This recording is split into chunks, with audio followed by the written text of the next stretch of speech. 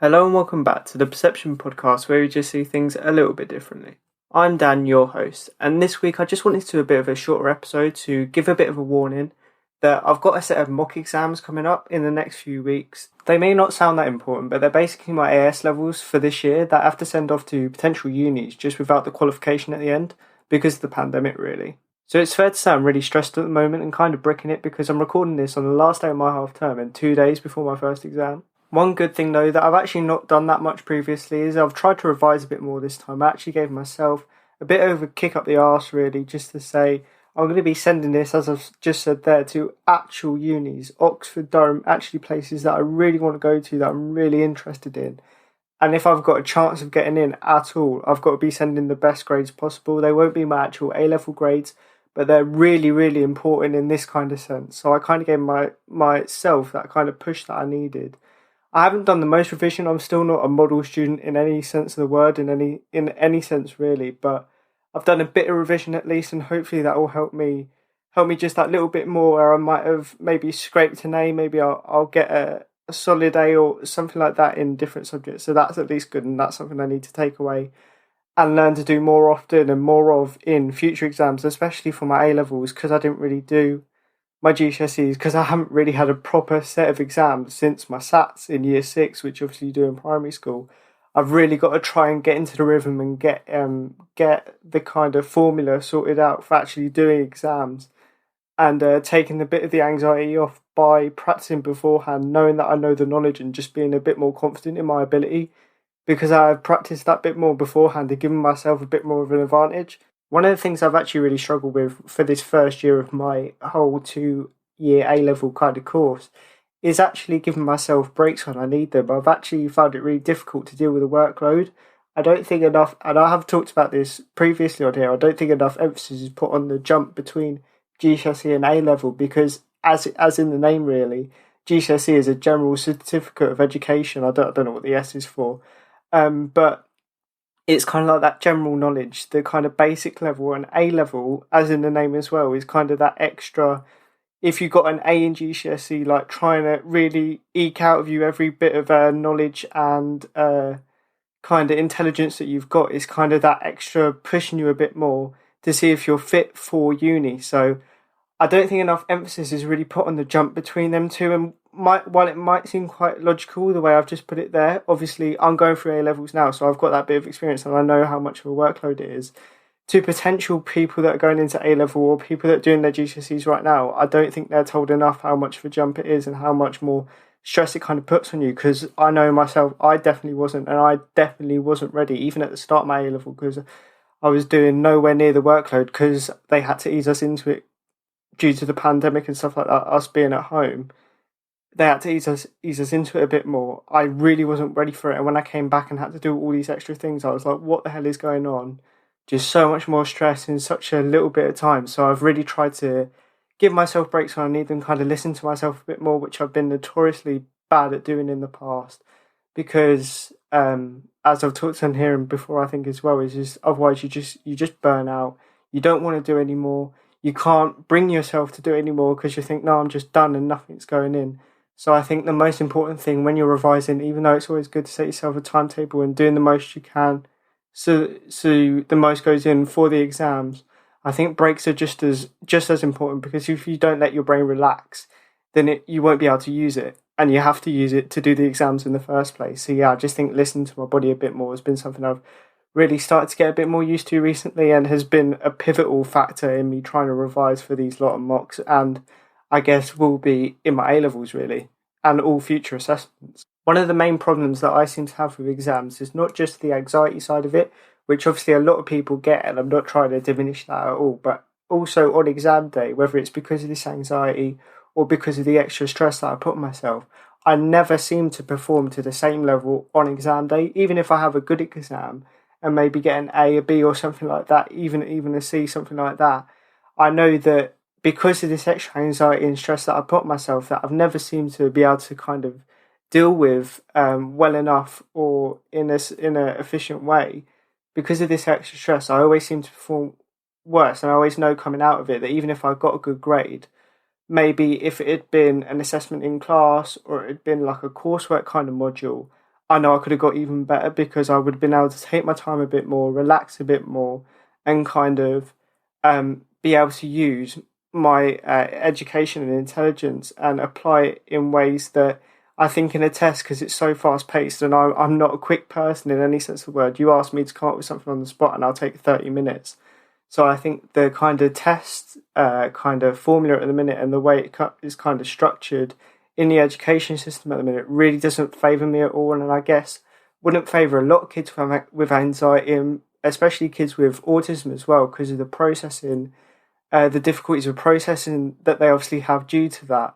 I think it's actually quite unfair because although you can get 25% extra time, and I have been lucky enough to get them extra little considerations and been able to use a laptop and stuff like that, I think, especially in A level, because we're obviously that bit older, kids have kind of saw, oh my god, they're getting 25% extra time because he's saying he gets a bit more anxious and he has trouble answering the questions because of this anxiety. I obviously get anxiety around exams, who doesn't? So I'll ask for the 25% extra time as well. And then the school's kind of in a position where they can't say no because then it's like subjective favouritism, that kind of issue. So at least from my experience, have seen more and more kids kind of get that 25% extra time, and therefore that extra consideration kind of becomes redundant because you've tried to balance it out by giving these, like me, an autistic kid with extra anxiety and stress and stuff like that, this little bit of an advantage, so that it kind of balances out with all the kids that can answer the questions pretty normally, although they have some sort of anxiety that everybody gets.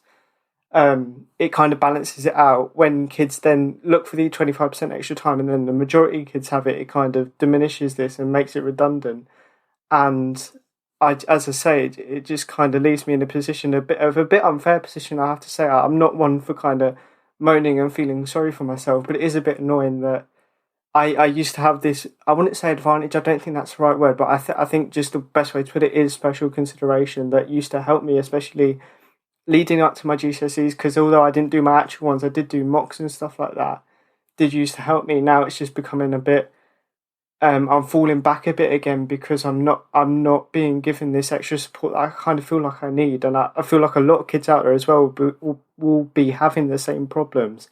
And I definitely think it's something that the government need to work on in general. Just if they're not going to change the kind of exam structure of just being a memory test like it is at the moment, I definitely think they need to kind of change the way they look at like kids with extra difficulties and giving them kind of support and consideration to make sure the grades are not so that we get an unfair advantage in any way, but just so they're balanced. Because as I say, me getting a B with feeling anxious and not being able to process properly, so it takes me longer to answer the question, that's probably the same as somebody who maybe doesn't have that to the same extent getting an A.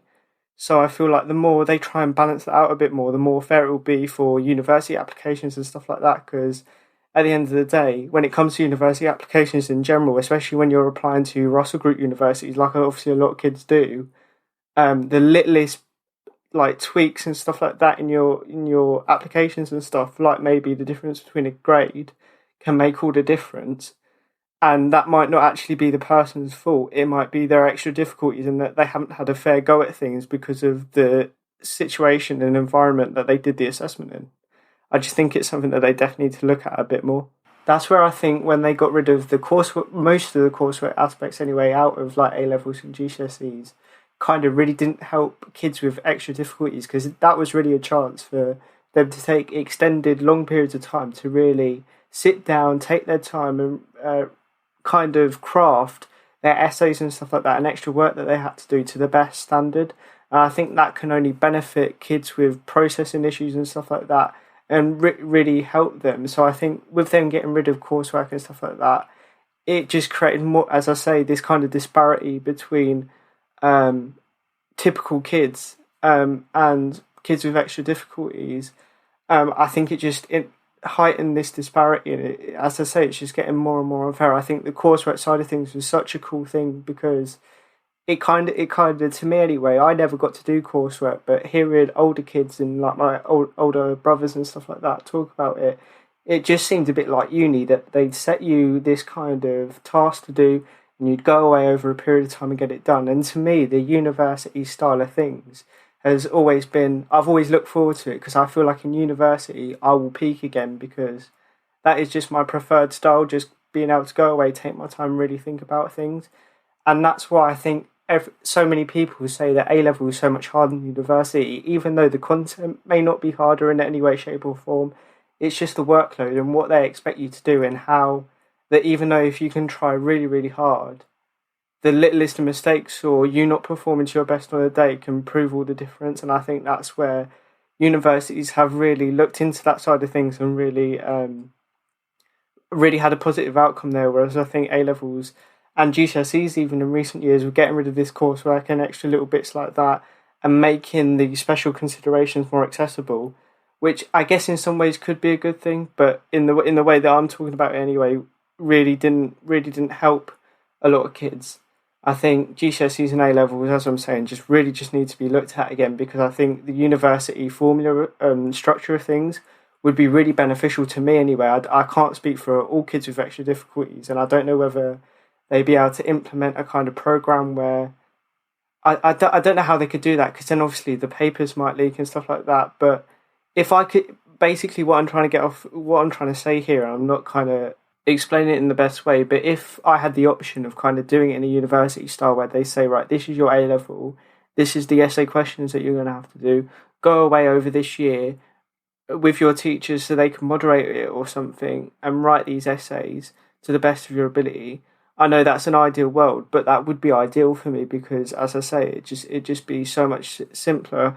I'd be able to revise gradually rather than all at one time, and it would just take so much of the stress off. I think it would still be stressful and still mean a lot, and it would have to be moderated intensely. But I think that would be so much better, especially for kids like me. And I know that they have to take into consideration everybody, but I don't think they've been taking special needs in education into consideration enough recently.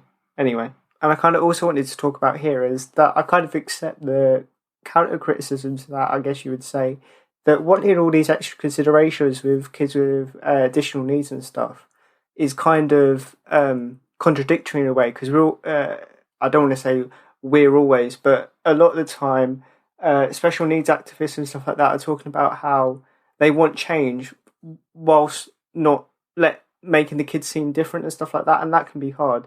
Striking a balance there can be very difficult because you're not always going to please everybody.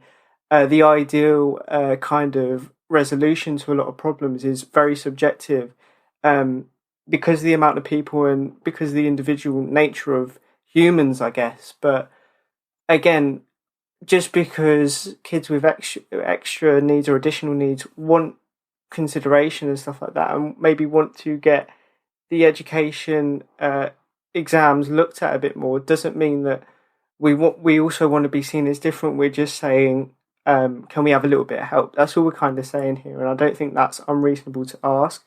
And I feel like a lot of the time when kids and even adults with special needs kind of speak out in this way, that's kind of the criticism, especially from I guess a bit more ignorant people, that it's just like, oh yeah, but you don't want to seem different, so we're just going to treat you like everybody else and let you fail because that's the best thing to do. And I think that's a lot of the ignorance of a lot of things like racism and sexism. Oh, we're going to treat you completely different, even in the bad things, not change anything. And there you go. That's what you wanted, isn't it? And that's not the case. I think in any situation, kind of a meet in the middle.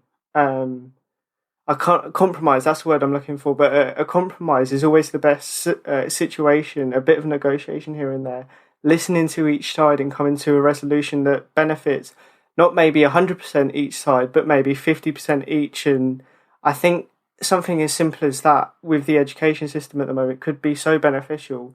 Not saying, oh yeah, let's give kids with additional needs so much of an advantage that it's unfair, but just maybe not even leveling it out completely, maybe not even for the time being, but just to get the conversation started, and maybe 1 or 2% would help massively to a lot of kids out there, I know. And it's such a simple thing that I think can be done, but just kind of gets overlooked because of this, I guess, ignorance around it, both not experiencing it and then kind of this kind of ignorance in saying, well, what do you want from us? Well, all that I want from it, I can't speak for everybody again, but all that I want is just conversation to be had around it. And if I hear criticism against my argument that I think's valid, and I do listen, and that's what I think's also important as well. That if you are going to criticize somebody else, you've also got to listen to their point of view, because otherwise you're being just as bad as them. So if I heard the education secretary or somebody like that come and say, well, this is why,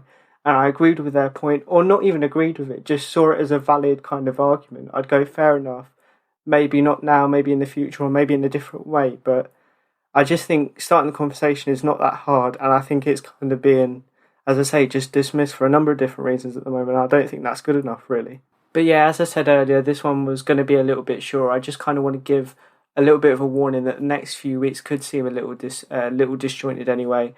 It was never going to be as emotional as the last one, but hopefully you listened there, and even if you didn't agree with me, kind of found that a little bit interesting, just kind of talking about from at least my side of things. And I know obviously there is 1,000 different perspectives, what I'm going through at the minute, and how simple I think it could be, not even rectified, but even just improved in any way. In my head, these mocks might as well be my actual A levels. At least they're as important to me anyway. So for once, I'm actually going to try at least and give myself the time that I need to try and do my best, give 100%, and just not regret anything really. Hopefully, you kind of understand that and get that. But remember, as always, to stream download the episode and wish me a bit of luck that I come at the end of these next few weeks of hell, really, in one piece. But that's all from me for now. You'll hopefully hear from me very, very soon. Maybe after 3 weeks, maybe next week. I'll see how it goes. I'll try anyway. But for now, hopefully you have a better next few weeks than me, and I'll see you later. I'll speak to you later anyway. I won't see you. What am I on about? I'm a bit nervous, as you can tell. I'm a bit stressed out my eyeballs. But for now, bye.